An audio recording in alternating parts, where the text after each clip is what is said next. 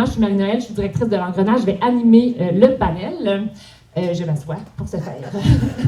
Et je vais présenter les invités. D'ailleurs, je souligne, je ne sais pas si vous avez vu, c'est un panel de femmes. C'est un hasard, mais ça compense pour toutes les fois où les femmes auront été absentes du débat. Alors, bonjour mesdames.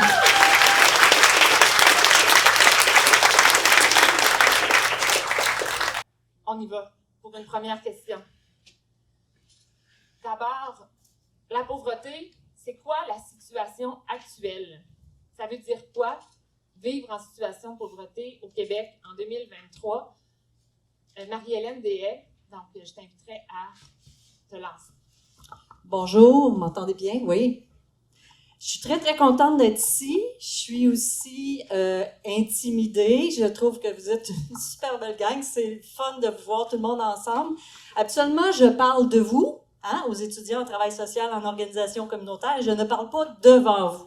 D'où la raison que je me sens un peu intimidée. Deuxième raison, parce que je considère que c'est vous autres les experts, parce que vous militez ou vous impliquez, vous la vivez, donc la pauvreté. Donc, je suis un peu intimidée de venir vous parler de cette situation-là, mais ce que j'ai choisi de faire, c'est d'essayer de vous présenter un ensemble de visages, de réalités différentes par rapport à la pauvreté, faire un petit tour rapide et un tour qui sera pas complet. Il va manquer plein de morceaux, mais bon, ça sera une partie de contribution.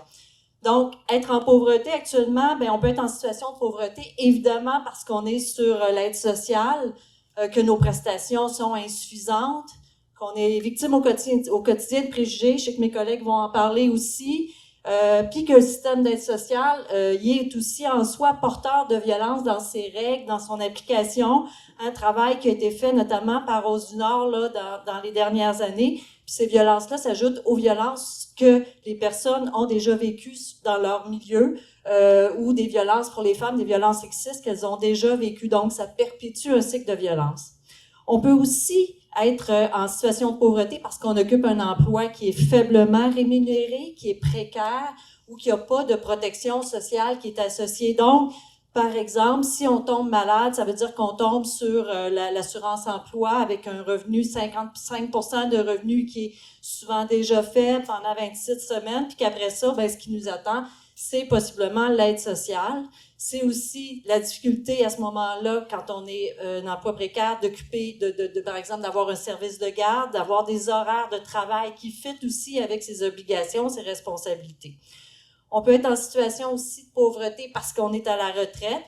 On n'a pas eu la chance ou l'opportunité d'avoir un régime de pension à son travail, ce qui fait qu'on tombe sur les prestations de vieillesse, les prestations qui sont très faibles à un moment de vie où on a besoin souvent de plus de soutien, on a besoin de soins, on n'a pas les moyens de s'y payer et on est aussi plus à risque d'abus de propriétaires dans la situation actuelle. On peut être en situation de pauvreté aussi parce qu'on est un nouveau ou une nouvelle arrivante. On est en attente de statut, on est sans statut. Les démarches sont hyper compliquées, nos droits vont être limités, puis voire même inexistants. On peut être victime, évidemment, de préjugés, puis on risque d'occuper les pires emplois. J'avais travaillé à enquêter sur la situation des attrapeurs de volailles dans les abattoirs au Québec. C'est hallucinant comme réalité. Donc, des difficultés ici qui s'ajoutent aux traumatismes qui sont vécus puis à l'exil. On peut aussi être une travailleur étranger temporaire. Donc, on a beaucoup dans la région de Québec, à l'île d'Orléans, dans Port-Neuf, qui n'ont pas les mêmes droits, qui n'ont pas les mêmes accès. Puis même s'ils ont les mêmes droits en principe, par exemple, la question des accidents de travail, on sait qu'il y a beaucoup de travailleurs qui ne vont pas pouvoir avoir des indemnités parce qu'on va tenter de limiter les déclarations qui se font à ce niveau-là. Les employeurs vont tenter de limiter les déclarations. Ils ont une dépendance aussi envers d'un permis de travail qui est rattaché à un seul employeur, ce qui les place en situation de grande dépendance. On peut être aussi en situation de pauvreté parce qu'on est une personne proche aidante, souvent des femmes. Donc, on a des responsabilités importantes. Ça peut être les parents, mais ça peut être aussi des enfants avec des besoins particuliers. L'État ne soutient pas efficacement. C'est difficile d'occuper un emploi. On risque parfois de quitter l'emploi, réduire nos heures de travail. On risque de perdre notre emploi. Souvent, on peut se retrouver en situation de dépendance par rapport à un conjoint parce que c'est la seule solution qui se présente pour prendre soin.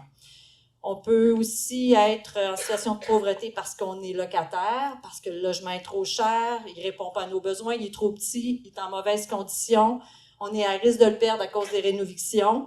Puis les statistiques compilées par le FRAPRU, là, pour la ville de Québec, on parle de près d'un ménage sur 4 qui dépense plus de 30% pour se loger, puis on sait que dans certains quartiers, c'est beaucoup plus élevé qu'un ménage sur 4.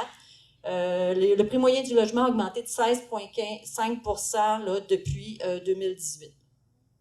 On peut être en situation de pauvreté parce qu'on est en situation d'itinérance, visible ou invisible, depuis plus longtemps, des fois aussi depuis plus récemment. On sait que même cette année, il y a eu des gens qui ont perdu, puis que là, on voit la situation là, devenir plus évidente, qui ont plus de logement.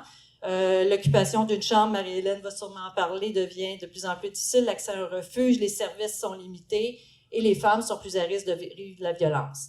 On peut aussi être en situation de pauvreté parce qu'on est étudiant, hein, les revenus sont plus faibles, on a peu de disponibilité pour travailler, on peut avoir à faire des stages non payés. Fait que je sais qu'il y a des gens ici qui ont été stagiaires en travail social, les métiers traditionnellement féminins, les stages sont non payés. Donc, ce qui fait aussi qu'on va avoir de la difficulté à se trouver un logement avec le prix des logements. On peut aussi refuser de nous louer. On va couper sur l'alimentation, on va couper sur sa vie sociale ou on va interrompre ses études.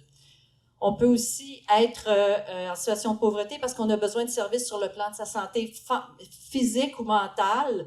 Là, il y a des barrières d'accès. Les médecins de famille ont aussi la situation. Les services de plus en plus limités, des services qui ont passé plus du coup au niveau privatisé, donc qui ont des frais. Et on peut faire face aussi à d'importants là, problèmes si, par exemple, là, on fait face au système de santé, donc des gens qui vont discréditer notre parole, notre expérience.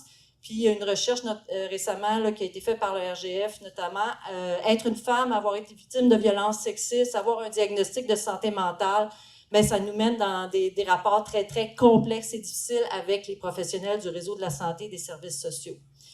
On peut aussi être en situation de pauvreté parce qu'on est une personne en situation de handicap ou qui vit avec un problème de santé chronique. Et là, les services de transport adaptés sont insuffisants, parfois inadéquats. On n'a pas nécessairement accès à l'équipement qu'on a besoin au quotidien pour assurer son autonomie. Il y a plusieurs lieux qui ne sont pas accessibles, on ne peut pas se rendre, hein, donc l'accessibilité universelle est vraiment pas là encore. Et c'est difficile d'accéder ou de se maintenir en emploi pour plein de raisons. Et encore ici, la question des femmes en situation de handicap, toute la question des violences sexuelles est assez présente, mais quand même peu documentée. Et c'est difficile aussi parce que c'est souvent ça peut être des personnes qui apportent un soutien qui vont faire ces formes d'abus-là. Donc, la pauvreté a vraiment plusieurs visages. Je ne prétends pas en avoir fait le tour du tout. Il y a plein d'autres choses qui seraient à nommer. C'est encore plus difficile quand plusieurs de ces situations-là se conjuguent dans la vie des personnes.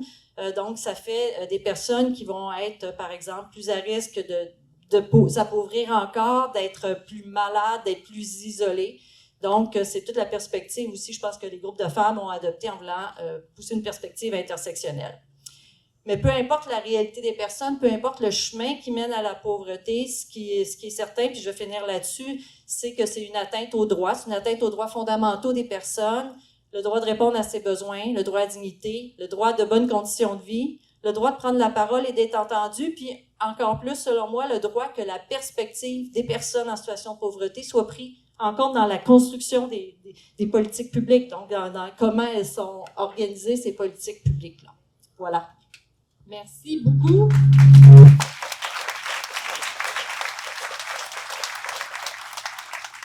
Clairement, si j'ai ouvert le panel en partageant ma joie d'être avec l'ensemble de vous autres, puis qu'on soit nombreux aujourd'hui, c'est dans la solidarité, il y a de la joie, mais clairement, dans la situation, il y a de la place pour la colère. Fait qu'aujourd'hui, donnons-nous aussi une place pour cette colère-là.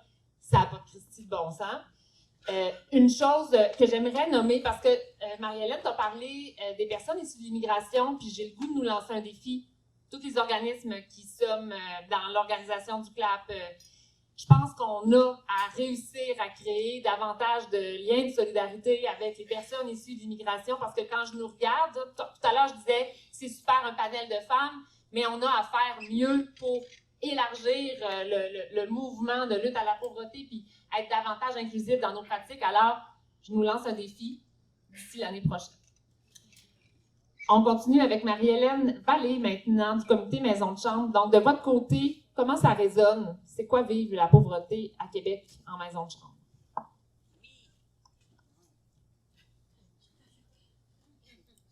Oui, bon, vous m'entendez? Oui, c'est ça, Marie-Hélène du comité Maison de chambre. Avant d'y aller directement, j'ai le goût de vous présenter brièvement c'est quoi le comité Maison de chambre. Parce que souvent, on est peu connu encore, ou les maisons de chambre, en général, sont plus connues. Donc, petite précision, nous, on travaille à l'amélioration des conditions de vie en maison de chambre. Une maison de chambre, en fait, c'est premièrement un logement. C'est pas une ressource, c'est pas un logement temporaire ou de transition, quoi que ce soit. Les gens peuvent choisir d'y habiter de façon permanente, tout comme ça peut être un moyen de faire un tremplin vers un autre type de logement. Donc, ce qui est important de savoir, c'est que les gens ont les mêmes droits dans une maison de chambre que toute personne en appartement, mais malheureusement, c'est souvent peu connu, ce qui mène aussi à beaucoup d'abus des propriétaires, donc qui vont profiter du manque de connaissance des gens ou de la vulnérabilité des gens. Donc, c'est pour ça qu'on travaille avec les personnes pour faire connaître les droits en maison de chambre. Puis souvent, la maison de chambre, c'est souvent l'option la plus abordable. Puis encore l'abordable, on peut en discuter longtemps, c'est comparé aux revenus, mais bon, c'est souvent ce qui va faire que les gens vont se tourner vers la maison de chambre. On dit aussi souvent que c'est la première porte de sortie pour l'itinérance, mais malheureusement, les conditions font que ça va être souvent la dernière porte avant d'y retourner. Donc, c'est un peu ça pour les gens qui ne connaissaient pas beaucoup les maisons de chambre. Donc, vous pouvez vous douter que je vais parler un peu de logement, de maisons de chambre aujourd'hui. Vous savez, j'imagine que le logement, c'est un déterminant majeur de la santé. Avoir des mauvaises conditions de logement, ben, ça influence notre vie au complet, autant notre santé mentale que notre santé physique. Puis ça peut aller aussi jusqu'à tout notre réseau social autour de nous. C'est souvent le loyer qui va prendre la plus grosse portion de notre budget. Si on parle de la situation actuelle, donc, la première évidence, c'est qu'il y a peu de logements abordables. On dit aussi souvent qu'il n'y a pas assez de logements sociaux, on l'entend partout, mais pourtant, là, il y avait des options pour construire du logement social qui ont été abolis. Il y a un programme Accès Logis, par exemple, que dernièrement, le gouvernement a aboli en disant que c'était pas assez efficace, que les organismes étaient trop lents pour construire.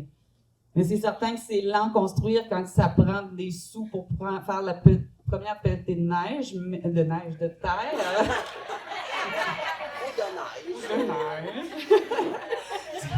Quand ça prend des sous pour la première pelletée de terre, mais que les sous n'arriveront pas avant qu'elles soient faites. En tout cas, c'est très difficile de passer par tout ça. Donc, le gouvernement a fait un nouveau programme qui s'appelle le FAC, qui est le Programme en habitation abordable du Québec, et qui a un peu les mêmes problèmes qu'il y avait, mais là, c'est pas du logement à 25% du revenu, mais du logement qui appelle abordable.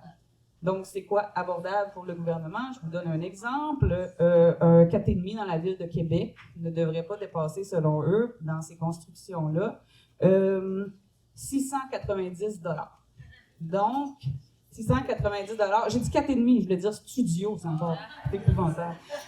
Donc, un studio abordable pour le gouvernement actuel, c'est 690 dans la ville de Québec. J'ai fait un super calcul scientifique. Quelqu'un qui reçoit, par exemple, de l'aide sociale, c'est 90% de son revenu. De solidarité sociale, 57% du revenu. Puis, ça n'en laisse pas beaucoup dans nos poches. Donc, il manque de logements. Il faut en construire. C'est pas facile. Puis, la ministre a même dit à un moment donné, si vous n'êtes pas capable de vous payer un logement, bien, devenez propriétaire. Voilà. Ça dit tout. Donc, puis en plus, avec ce programme-là, les logements n'ont pas besoin d'être abordables pour plus de 10 ans. Après ça, le propriétaire pourra en faire ce qu'il veut. Quand que Marie-Noël disait qu'on avait le droit d'être fâché, là, ça commence. Oui, tout à fait, exact. Donc, la ville aussi va tenter de construire des logements abordables.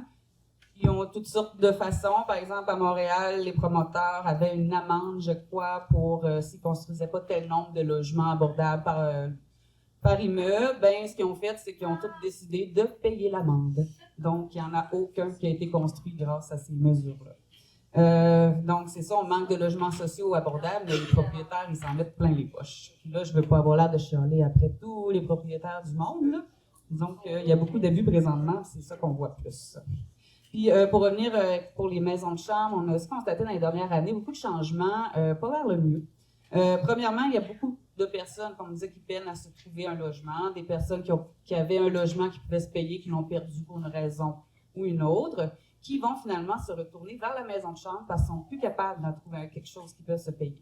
Donc, ça fait beaucoup de nouvelles personnes qui veulent habiter en maison de chambre pour peu de chambres parce que le parc de maisons de chambre diminue à vue d'œil. Donc, c'est ça. Fait que là, les propriétaires, ils vont aller vers la personne qui a un emploi, un bon crédit et moins vers les personnes dites plus marginalisées qui veulent, par exemple, sortir d'une situation d'itinérance. Donc, ça fait que la maison de chambre, qu'on disait qu'il était une porte de sortie de l'itinérance, en est pratiquement plus une. Puis présentement, on trouve ça vraiment très, très, très inquiétant. Donc, c'est ça. C'est ça que les maisons de chambre, il y en a moins. Souvent, ils vont les convertir en d'autres choses, en appartements, ou les construire beaucoup en Airbnb ou en auberge. D'ailleurs, je ne sais pas si vous saviez que c'est totalement légal, selon le Code civil, de évincer des gens pour faire des Airbnb dans les appartements. Donc, c'est un problème actuel. Puis les conditions, on sait que c'est pas toujours des bonnes conditions. C'est extrêmement difficile aussi de défendre ses droits. Engager un avocat, se déplacer au tribunal, toutes des choses que plus moins on a de revenus, plus c'est difficile de les faire. Puis je sais pas si vous avez déjà vu, j'ai une belle petite image aujourd'hui qui représente bien à quoi ça a l'air, les démarches au tribunal administratif du logement. Donc, essayez de trouver la sortie. Puis même quand on commence à connaître ça, on n'est pas des avocats au comité, mais on accompagne les gens, puis même nous, on trouve que c'est tellement compliqué. Souvent, les gens vont abandonner aussi parce qu'ils sont découragés, puis ils veulent mettre son énergie dans d'autres choses. Hein? On comprend tout à fait, mais ça fait qu'il y a beaucoup d'abandon. Puis alors qu'ils vivent dans des conditions qui ne sont pas terribles. Puis pendant ce temps-là, il y a des gens qui vont même leur dire, prends ton trou, puis si tu n'es pas content, déménage. Puis si tu te défends, tu vas avoir un dossier qui va te suivre à vie au tribunal. Donc, c'est encore toujours des complications qui s'ajoutent. Puis c'est ça, pendant ce temps-là, les propriétaires ont le gros bout du bâton, ils peuvent se permettre de discriminer les gens, puisqu'ils savent qu'ils vont louer le logement de toute façon, il n'y en a pas. Ils se permettent de mettre les gens dehors de façon illégale, au moins un petit dérangement ou de retard de paiement. Ils savent qu'une personne démunie en état de survie, quand elle va se retrouver à la rue, elle ne va pas aller poursuivre après, elle va essayer de sauver justement puis de survivre de bord. Puis, moi, des fois, je regarde ça et je me dis, moins qu'on a d'argent, moins qu'on a le droit de se tromper. Tout le monde a le droit de faire des erreurs. Puis des fois, c'est pas de notre faute si on ne peut pas payer notre loyer le premier. Hein? Puis le monde immobilier, je trouve qu'il a beaucoup changé aussi dans les dernières années. Il me semble que je me souviens d'un temps où c'était un investissement sur le long terme. On s'achetait un immeuble pour avoir un petit sideline, de l'argent de côté un petit peu, pouvoir les léguer à ses enfants pour ses vieux jours. Maintenant, c'est comme normalisé de dire on veut acheter un immeuble puis on veut du profit demain. Donc, demain, il faut que ça soit rentable. Les gens vont même trouver on va entendre des fois que c'est un investisseur est brillant parce qu'il a réussi à faire de gros profits en contournant la loi. Donc, il a tout respecté la loi, il fait du gros cash. On trouve que c'est des personnes brillantes. Puis on oublie des fois, on va dire que ça exclut la personne qui parle. Les gens oublient que derrière ce gros profit-là, c'est des gens qui ont perdu leur milieu de vie, leur repère, et qui ont de la misère à se loger. Donc, en résumé, aujourd'hui, je crois que la réalité, c'est qu'on a moins en moins de choix, en tout cas en ce qui a trait au logement. Puis même si on a le choix, souvent, c'est des choix peu intéressants.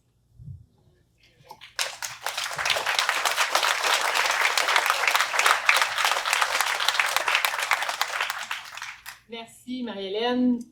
J'ai rien à ajouter de plus. C'est tellement clair que la crise du logement en ce moment aggrave les situations de pauvreté, puis que ça prendrait tellement de moyens maintenant pour être capable de faire une différence tranquillement, pas vite dans les vies. Le temps de construction, je ne sais pas s'il y en a qui ont écouté, tout le monde en parle cette semaine. Véronique Laflamme du Frappru y était, puis vraiment, là, il y a un travail à faire pour dégager les sommes qui peuvent venir du provincial, du fédéral, les réglementations, tellement à faire. Donc, merci. On y va avec l'une maintenant. Joanne, c'est quoi vivre en situation de pauvreté en ce moment? Bonjour. Ah.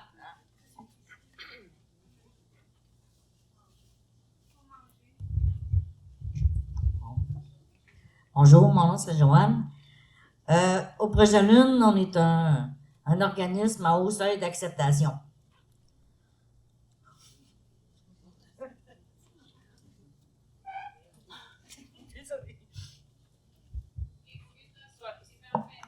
Sois pas désolé. Prends le temps. On peut bien se donner le temps de laisser de la place aux émotions aujourd'hui. Personne va se plaindre de ça, hein? Prends le temps. Entendre parler de la pauvreté puis de la vivre en même temps, ça remonte beaucoup de choses. Ah. Fais des cuisses en attendant.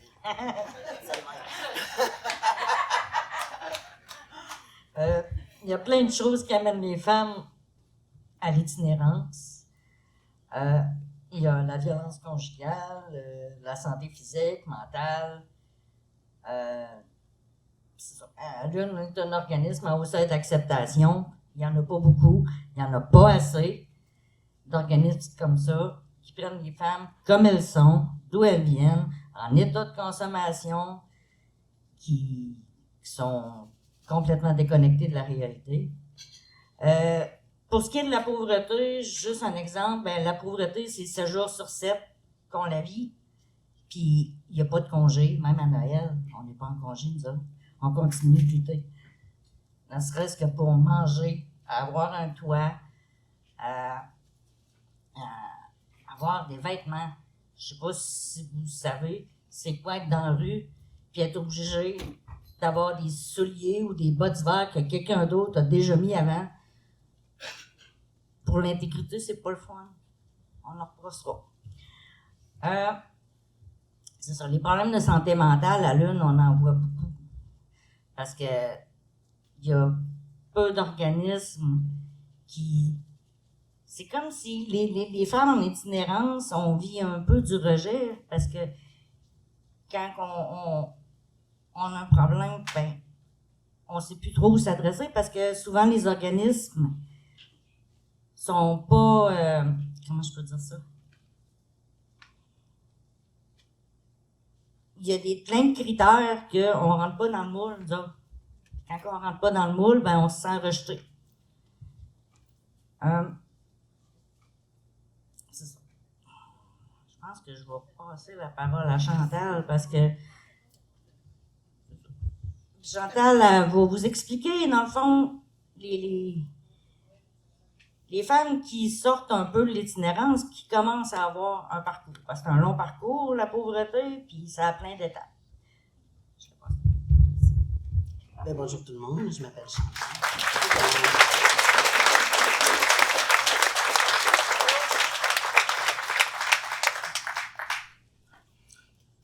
Quoi dire après Joanne, hein? On dirait que ça rentre dedans, tout ça.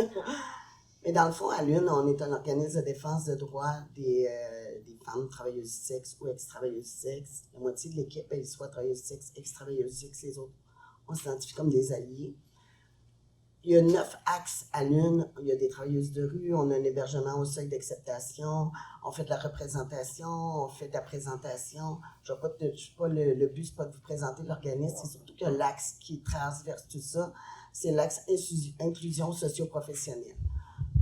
Dès le départ, l'UNE a été mise sur pied par des femmes qui voulaient absolument que ce projet-là existe. C'était des femmes travailleuses du sexe de rue qui utilisaient des drogues par intraveineuse. Puis ces femmes-là se sont tellement mobilisées que l'UNE est devenu un organisme.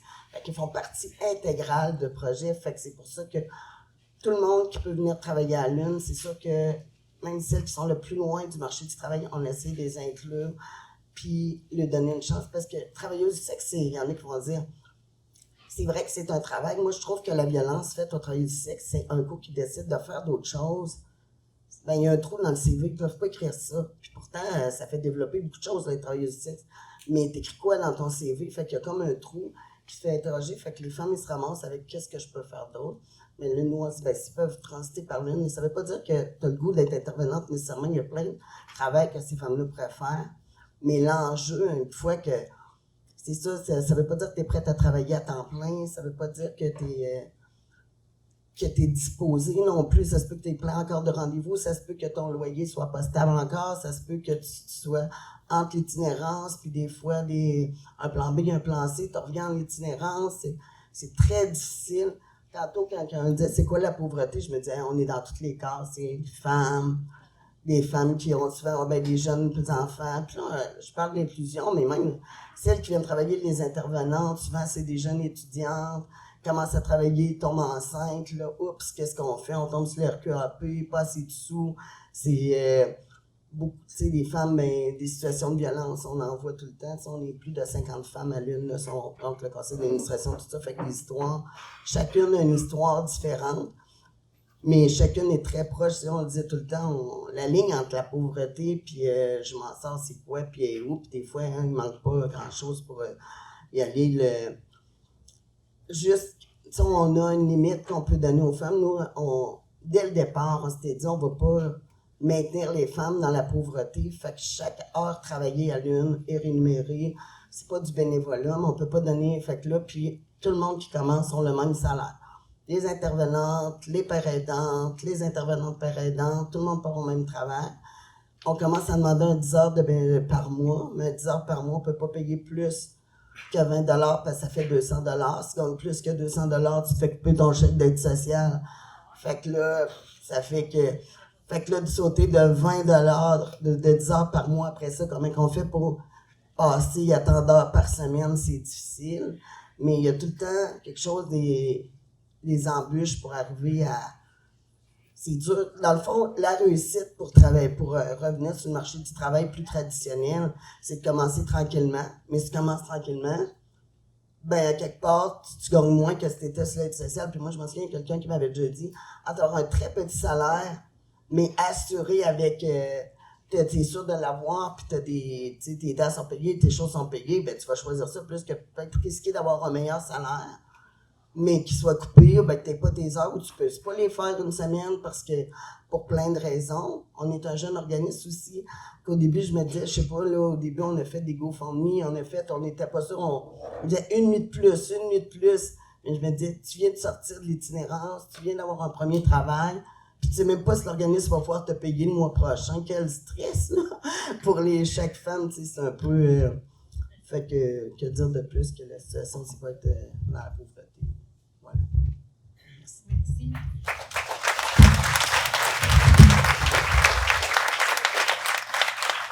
Puis à l'élément que tu mentionnais, le plafond de 200 $, c'est aussi toute la complexité de la gestion de si tu as dépassé, qu'il faut que tu rembourses, qui finit par être un découragement de tout.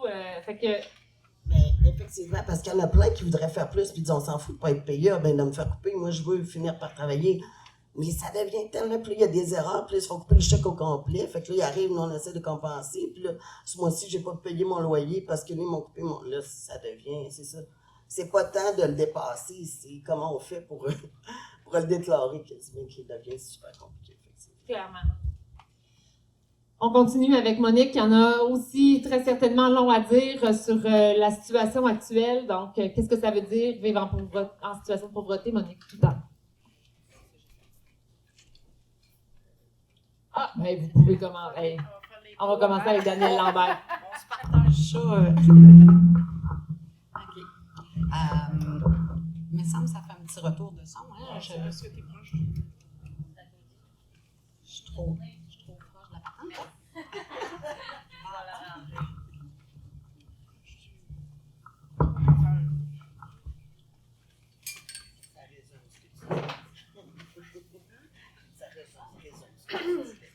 OK, là, ça fait sens. C'est parfait. Ben, peut-être essayer de prendre un autre micro, celui de Marie-Hélène tout à l'heure. D'un petit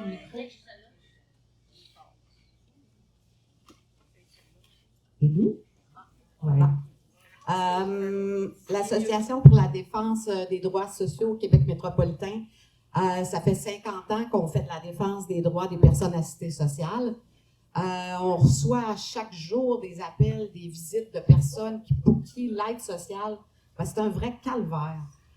C'est une loi qui punit, qui soupçonne, puis qui t'enfonce encore plus, qui fait passer les intérêts du gouvernement à coup de frais d'intérêt sur les dettes envers le ministère. C'est des dettes pour avoir aimé, pour s'être entraidé, pour avoir reçu des dons, pour avoir omis de déclarer un changement de situation. L'aide sociale, ça vient avec des demandes de fouillage dans ton compte bancaire, des avis de réclamation sans explication.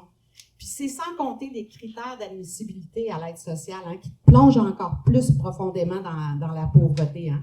Pour être admise à l'aide sociale, ben, c'est d'aller quêter ton droit puis se faire refuser sous prétexte qu'il te reste un petit peu d'argent dans tes poches. Là. Parce qu'on le sait, pour être admissible, c'est en bas de 887 $. Mais si tu as 200 $ dans tes poches qui te restent, là, tu vas être admissible. Bon, on va venir te le couper sur ton premier chèque. Fait que c'est 0 $ qu'il faut que tu aies pour être admissible à l'aide sociale. Puis ces situations-là, ben, ça se dégrade de toute façon partout. Les dossiers d'aide sociale sont rendus éparpillés dans toutes les régions du Québec. Il n'y a pas d'agent qui te connaît non plus, qui est capable de te dire « Ah, ça va-tu bien? Me semble que tu files moins bien.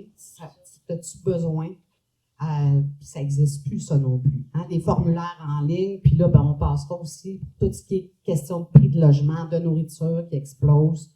Ça fait que vivre dans la pauvreté, ben, je vais laisser Monique en parler. Merci. Peut-être prendre le micro de Daniel. Aujourd'hui, en 2023, vivre dans la pauvreté quand tu es une personne à l'aide sociale, c'est quand tu dois faire des choix. Parfois, tu es coincé, tu es pogné parce que tu es obligé de faire des choix, soit entre t'acheter à manger, t'acheter une passe d'autobus, parce que tu veux essayer de retourner sur le marché du travail. Puis, on sait très bien qu'aujourd'hui, en 2023, avec la COVID qu'on a vécue, avec la récession qui s'en vient, tranquillement, pas vite, ça donne beaucoup de soucis aux personnes en situation de pauvreté, particulièrement les personnes à l'aide sociale, je pense, parce que on voit la hausse dans les épiceries, c'est faramineux, là. Moi, j'en reviens pas. À chaque fois que je vais à l'épicerie, je suis toujours mon Dieu, je payais ça 99 cents, 2 livres de carottes. Aujourd'hui, c'est rendu 2 $ et quelque chose. Tu sais, la nourriture augmente. C'est ne pas avoir accès aussi à des soins de santé. Tu essaies d'être en santé, puis tu tombes malade parce que les chèques à l'aide sociale ne sont pas suffisants pour se payer un loyer adéquat.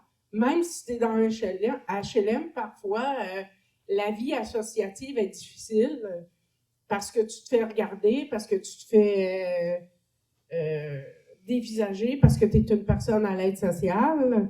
C'est, comme on disait tantôt, si tu essaies de gagner un petit peu, là, on te coupe sur ton chèque d'aide sociale, on t'empêche d'essayer de vivre au lieu de survivre. C'est se retrouver aussi avec, comment je pourrais dire, quand tu as une dette à l'aide sociale, par exemple, comme Daniel disait, puis comme la dame disait, je me souviens plus de son nom, Chantal, disait, quand tu as une dette à l'aide sociale, il y a des intérêts, Ils chargent des intérêts et ces intérêts-là sont à 10 %. Fait qu'imaginez-vous, quand une personne a une dette à l'aide sociale, elle n'est pas capable de voir clair au bout de son tunnel de payer sa dette parce que c'est trop demandant. Si jamais ça vous tente, on a fait un beau dossier noir, nous, sur les endettements à l'aide sociale. Si jamais ça vous tente, vous pouvez venir à la DDS aussi, venir vous en chercher un livre. On parle là-dedans des dettes. Qu'est-ce que c'est que ça fait une dette quand tu es une personne à l'aide sociale? C'est aussi de voir, comment je pourrais dire, à l'aide sociale, il y a des catégories, Je pense que tout le monde savent ça. Moi, je trouve que c'est comme inacceptable qu'on crée des catégories parce que tout le monde a besoin de se loger, de se nourrir, de se vêtir et de se transporter. Puis, les chèques à l'aide sociale, le plus bas chèque, c'est 770 par mois.